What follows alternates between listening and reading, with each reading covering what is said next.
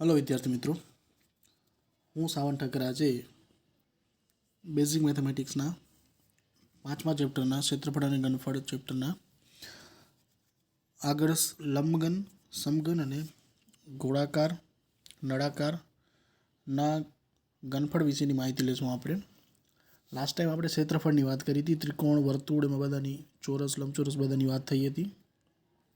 ચેપ્ટરનું નામ છે ક્ષેત્રફળ અને ઘનફળ. ક્ષેત્રફળની વાત થઈ ગઈ છે, એના દાખલા પણ કરાવ્યા છે આપણે.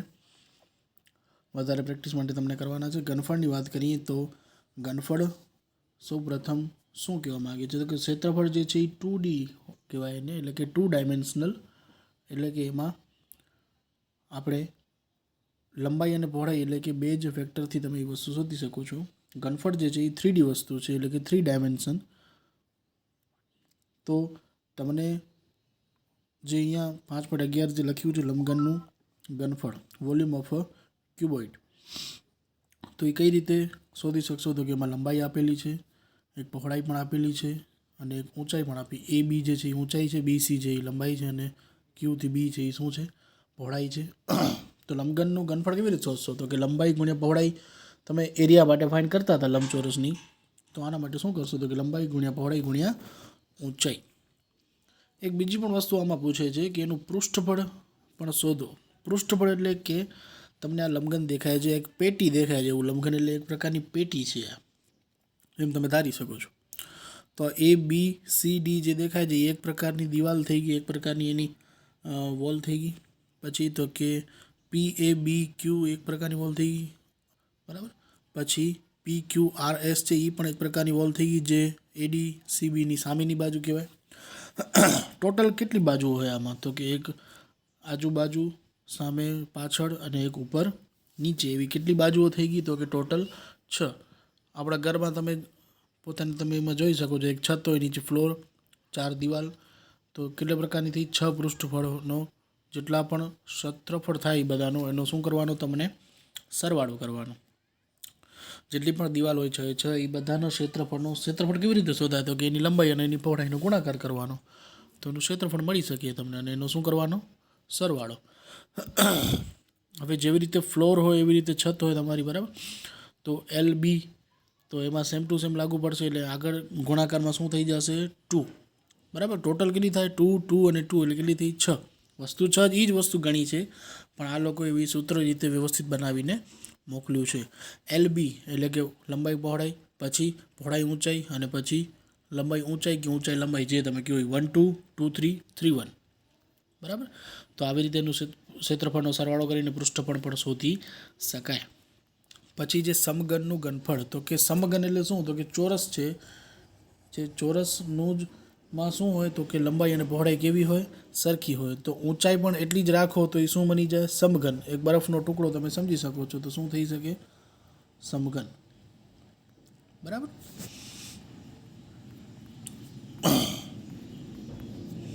આ છે સમઘન.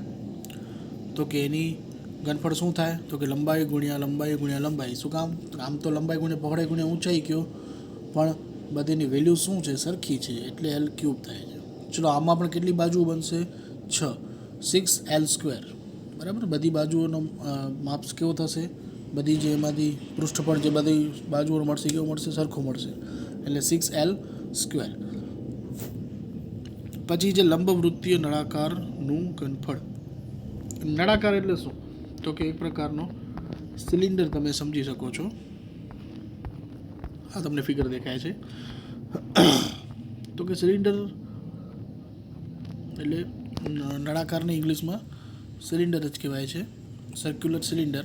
તો તમે અહીંયા ધ્યાનથી આ ફિગર જોશો તો એક પ્રકારનું નીચે સર્કલ છે, જ્યાં કને R કરીને ત્રિજ્યા આપી છે 50.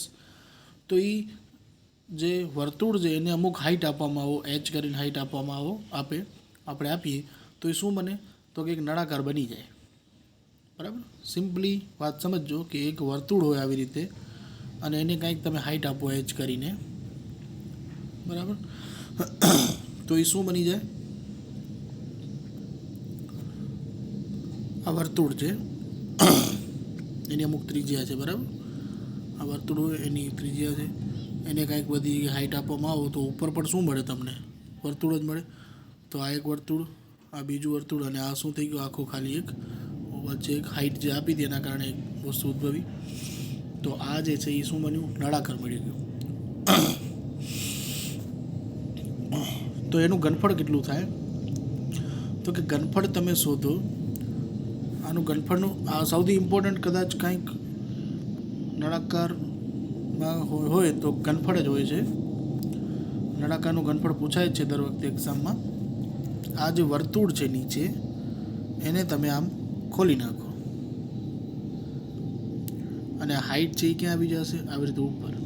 આ વર્તુળને તમે ખોલી નાખ્યું એટલે આપણે પહેલાં હમણાં થોડાક દિવસો આ લાસ્ટ લેક્ચરમાં આપણે જે વાત કરી હતી કે શું વાત કરી હતી કે જે આ વર્તુળ છે એને તમે કેનામાંથી બનાવતા તો કે લાંબા તારમાંથી બનાવતા અને વીંટાળી નાખો તો શું બની જતો વર્તુળ. તો આ વર્તુળ જે આ નીચે આપેલો છે એને તમે ખોલી નાખો તો આ શું મળે તો કે તાર જેવો થઈ જાય ને. તો આનો પરિઘ કેટલો થાય તો કે 2πr. આની હાઇટ કેટલી છે h, બરાબર. તો 2πr સાથે આ hનો ગુણાકાર થાય તો શું મળી જાય તો કે આખું તમને ક્ષેત્રફળ મળી જાય. ફરીથી એકવાર બતાવી દઉં છું. આ જે વર્તુળ હતો એને ખેંચી નાખો ને એને વાયર બની જાય. એની અહીંયા હાઇટ હતી એટલે h આ મળી જાય 2πr. એટલે આનો એરિયાનો શોધો તો આ 2πr આ લંબાઈ થઈને આ એની પહોળાઈ થઈ. એક પ્રકારે તમે જોવા જાવ તો આખાનો આનો એક ક્ષેત્રફળ તમને જોઈતો હોય તો આ 2πr થયો ને આ h થયો. એટલે 2πr h જે આ સૂત્ર આવ્યું છે આ જે એ વક્ર સપાટીનું ક્ષેત્રફળ છે. આપણે હજી પહેલાં ક્ષેત્રફળની વાત કરતા હતા અત્યારે કે નળાકારની વક્ર સપાટીનું ક્ષેત્રફળ જો તમને પૂછાય તો શું મળે તો કે આ 2πr અને h. તો આપણે શું શોધવાનું છે તો કે ઘનફળ શોધવાનું છે. ઘનફળ કેવી રીતે શોધશો તો કે નીચે શું છે આ વર્તુળ છે. વર્તુળનું ક્ષેત્રફળ શું થાય કોઈ પણ વર્તુળ હોય એનું ક્ષેત્રફળ શું થાય πr². કેટલી હાઇટ આપી જાય આના ભેગી આની તો કે h. તો πr² ભેગી હાઇટ આપો તો શું બની જાય આખો નળાકાર મળી ગયો. તો πr² ભેગું h ગુણાકાર કરી નાખો એટલે શું મળી જાય તમને નળાકારની ઘનફળ તમને મળી જાય એટલે πr² h, બરાબર છે. ચલો પૃષ્ઠફળ શોધવું હોય તમને પૃષ્ઠફળ શોધવો છે તો આ πr² આ થયો તમારો. આ પણ πr² થયો. બે પ્રકારના તમારો વર્તુળ છે એટલે 2πr² તમારો એ થયો. અને આ તમારી જે વક્ર સપાટી જે છે એ વક્ર સપાટીનું તમને ખાલી શોધવું હોય તો કેટલું થાય તો કે 2πrh જે મેં તમને હમણાં સમજાવ્યું, બરાબર. પૃષ્ઠફળ એનું કેવી રીતે બનશે તો કે બે વર્તુળ અને એક વક્ર સપાટી તો આખો એનું પૃષ્ઠફળ આવી જાય. પૃષ્ઠફળ એટલે આપણે શું સમજતા તો કે બધી જ સપાટીનું ક્ષેત્રફળનો સરવાળો. ઓકે ચલો લંબવૃત્તીય શંકુનું ઘનફળ એક આ જ બાકી છે. હવે એના પછી એક સ્ફિયર આવશે. ચલો આ છે શંકુ. એક વસ્તુ તમે સમજવા જેવી છે આમાં કે શંકુનું ઘનફળ કઈ રીતે આવ્યું. તો કે શું લખ્યું છે પહેલાં જોઈ લો. શંકુનું ઘનફળ is equal to 1/3 πr² h. આપણે ખાલી નળાકારનું શું સમજ્યા હતા તો કે πr² h. બાજુમાં એક હું નળાકાર દોરું છું. આ નળાકાર છે. આનામાં વચ્ચે મેં ભાગલા પાડી નાખ્યા. તો આ એક ભાગ થયો, આ બીજો ભાગ થયો અને આ ત્રીજો ભાગ થયો, બરાબર. કેટલા ભાગ થયા તો કે આ એક, આ બીજો અને આ ત્રીજો. કેટલા ભાગ થયા ટોટલ 3. તો એક ભાગ જે બન્યો એને શું કહી શકાય શંકુ કહેવાય.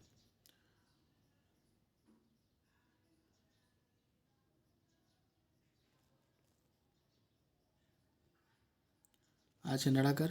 આના મિડ પોઈન્ટથી આને તમે એક ભેગો જોડો અને એકવાર આને જોડો તમે, બરાબર. જો આ આટલો ભાગ જે દેખાય છે એ શું દેખાય છે ખાલી તમને વચ્ચેનો આ શું દેખાય છે શંકુ જેવો દેખાય છે. આના જેવો જ ભાગ દેખાય છે. બાજુમાં જે છે આ નીચે આવી રીતે ભાગ આયરો અને ઉપર જે આવો ત્રિકોણ છે એ આયરો ત્રિકોણ જે ડાર્ક કરેલું છે મેં, બરાબર. બીજા પણ બે આયર્યા, બરાબર. ટોટલ એક નળાકારમાં કેટલા હોય છે તો કે 3 શંકુ એમાં જોડાયેલા હોય છે. તો તમે એક શંકુનું ઘનફળ તમને જોઈતું હોય તો શું કહ્યું તો કે આખા નળાકારનો કેટલામો ભાગ થયો ત્રીજો ભાગ થયો, બરાબર. શંકુની વક્ર સપાટીનું ક્ષેત્રફળ શું થાય તો કે πr l.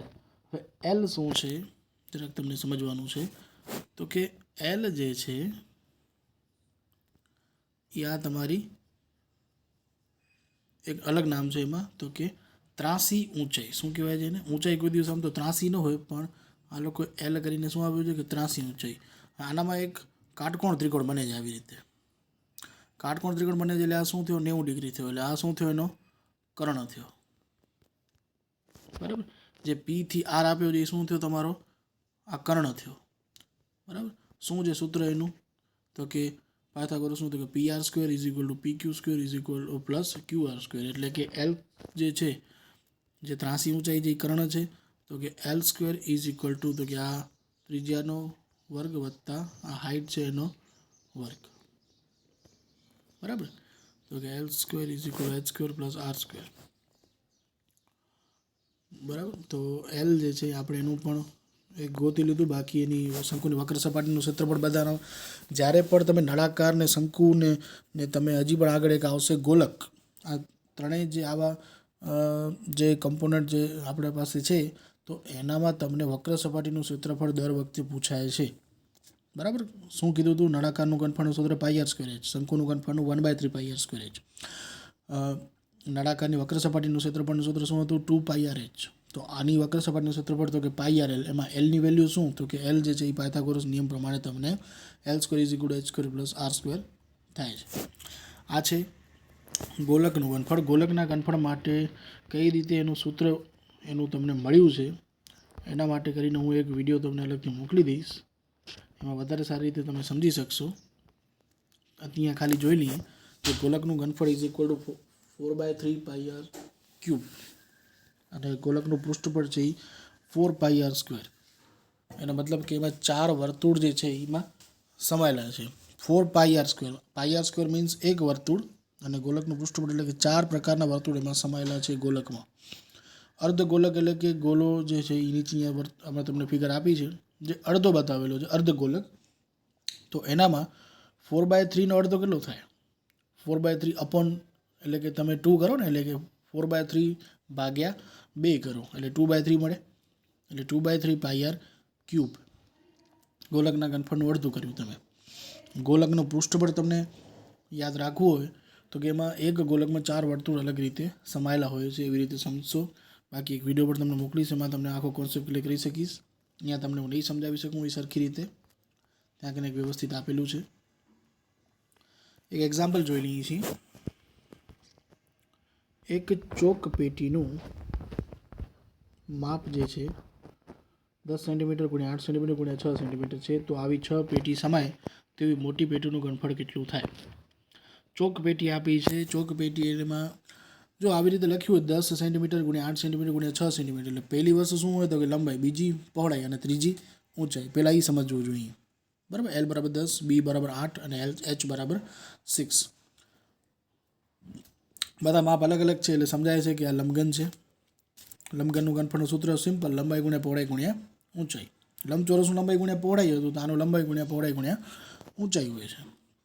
કેટલા થયું? તો કે 480 યુનિટ. ખાસ યાદ રાખજો, આમાં સેન્ટીમીટર ક્યુબ આવશે. બરાબર. કેટલી આમાંથી સમાય એવી કરવાની હતી કે 6 પેટી સમાય તેવી મોટી પેટીનું ઘનફળ કેટલું થાય? તો કે 6 પેટી એમાં સમાઈ જાય એવી નાની નાની. બરાબર. તો 6 લંબઘન ચોક પેટી સમાય તેવી મોટી તમને પેટીનું બનાવવાનું છે. તો કે 6 આવી છે ને 480 એકનું છે, તો ટોટલ કેટલી લંબઘન મોટી કેટલી પેટીનું ઘનફળ કેટલું હોવું જોઈએ? તો કે 2880. શું કામ? 480 ગુણ્યા 6 કર્યા એટલે બધા એમાં સમાઈ જાય એટલે. બરાબર. બીજા એક્ઝામ્પલ્સ જે છે જે પૂછાય છે અને એવા ઇમ્પોર્ટન્ટ છે, એ હવે નેક્સ્ટ ટાઈમ આપણે ચર્ચા કરશું વધારે. નળાકારના જે છે, બરાબર, એ વધારે આપણે ચર્ચા ત્યાં ત્યાર પછી કરશું. આ એક જોઈ લઈએ છીએ. એક નળાકારના પાયાની ત્રિજ્યા 20 સેન્ટીમીટર છે અને ઊંચાઈ 21 સેન્ટીમીટર છે, તો તેનું ઘનફળ અને તેની વક્ર સપાટીનું ક્ષેત્રફળ શોધો. ચલો, નળાકારની ત્રિજ્યા તમને આપી છે 20 સેન્ટીમીટર. ઊંચાઈ કેટલી આપી છે? આ અહીંયા દેખાતું નથી પણ હું તમને કહી દઉં છું. ઊંચાઈ એચ બરાબર 21 સેન્ટીમીટર છે. નળાકારનું ઘનફળનું સૂત્ર શું છે? તો કે pi r square h. Pi is equal to 22/7. ત્રિજ્યા 20 સેન્ટીમીટર, એનો વર્ગ થશે. એચ એટલે 21. આ 7 અને આ 21 ઉડી જશે એટલે શું બનશે 3 બરાબર એટલે 26,400 સેન્ટીમીટર ક્યુબ એનો જવાબ આવ્યો નળાકારની વક્ર સપાટીનું ક્ષેત્રફળ મેં તમને હમણાં જ સમજાવ્યું નળાકાર હોય બરાબર આમ નળાકાર આમ હોય એનું આ વર્તુળ હોય તો વર્તુળને તમે ખોલ નાખો એટલે 2πr થાય અને અહીંયા થાય h તો 2πr h શું થયો તમને તો કે આ વક્ર સપાટી જે હતી તમારી પાસે આ વચ્ચેની જે વક્ર સપાટી હતી એનું ક્ષેત્રફળ શું થયું 2πr h તો એ જ કિંમત આમાં મૂકવાની છે તમને બંને વસ્તુ શોધવાની હતી બંને વસ્તુ એમાં મળી જશે બાકીના એક્ઝામ્પલ આપણે આગળ જોશું અને વધારે એવી સમજશું એનામાંથી ઓકે